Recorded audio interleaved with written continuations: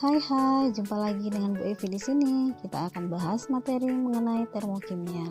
Di antaranya adalah mengenai sistem dan lingkungan, eksoterm dan endoterm, serta persamaan termokimia. Silahkan kamu saksikan video selanjutnya.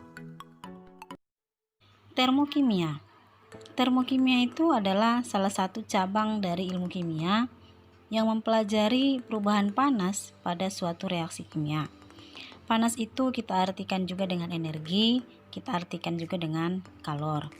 Jika suatu kalor pada volume yang tetap, maka itulah yang kita sebut dengan entalpi atau kita beri simbol dengan H besar. Menurut hukum kekekalan massa, bahwa suatu energi tidak dapat kita ciptakan dan tidak dapat kita musnahkan. Kita hanya dapat mengubahnya dari satu bentuk ke bentuk yang lain. Maka artinya kita hanya dapat menghitung perubahan entalpinya saja. Perubahan entalpi itu kita beri simbol dengan delta H. Perubahan entalpi itu bisa kita ukur di dalam suatu sistem dan lingkungan. Apa sih sistem itu? Apa itu lingkungan?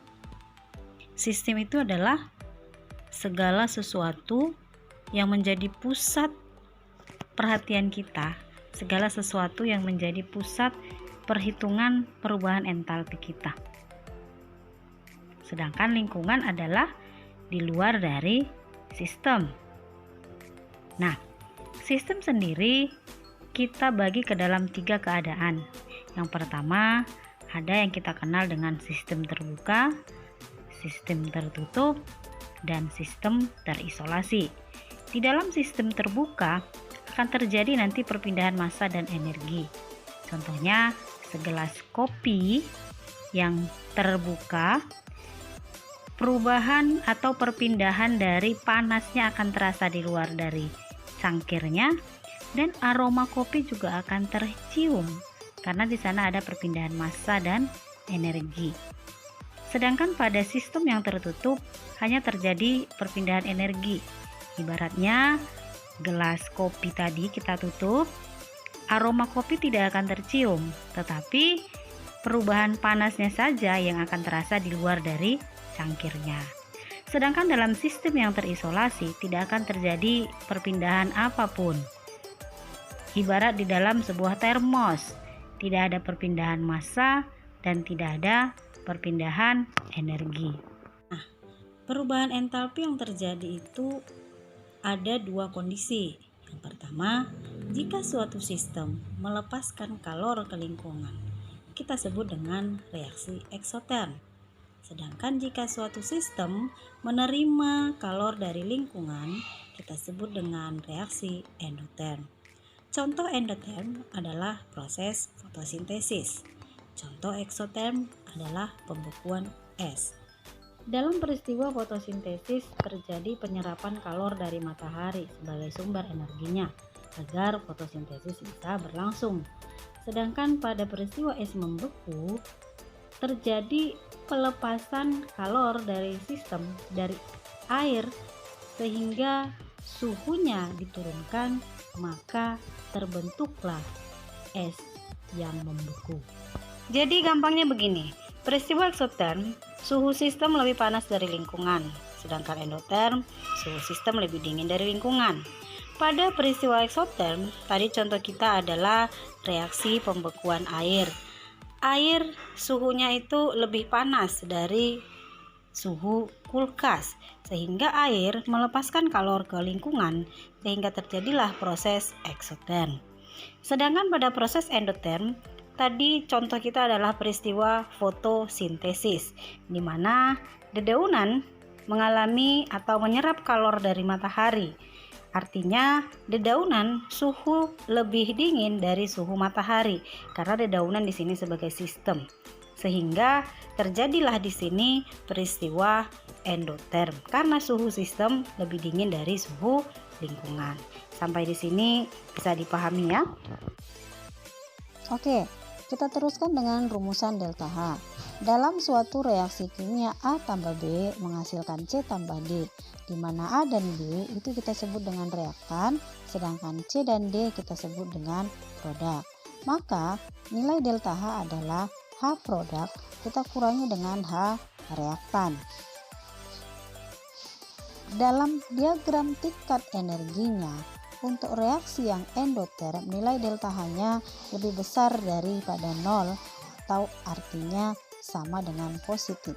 Karena entalpi produk lebih tinggi daripada entalpi reaktan karena sistem menyerap kalor dari lingkungan. Contohnya tadi pada reaksi fotosintesis.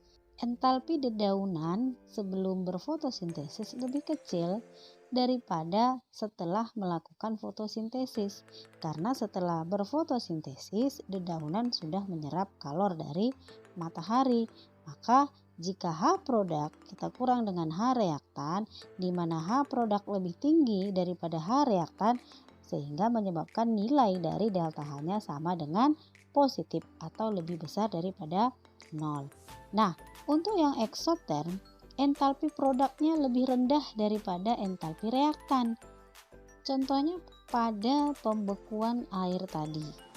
Sebelum air membeku, entalpinya itu tinggi. Setelah dia membeku, entalpinya menjadi lebih kecil. Artinya, entalpi produknya lebih rendah daripada entalpi reaktan atau entalpi sebelum bereaksi. Alhasil, delta H produk dikurang reaktan nilainya lebih kecil daripada 0 atau sama dengan negatif. Selanjutnya adalah persamaan termokimia. Apa itu persamaan termokimia?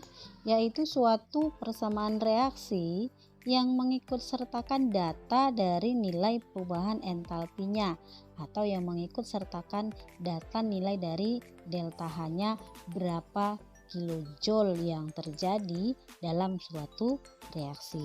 Kamu bisa lihat contoh yang ada pada gambar.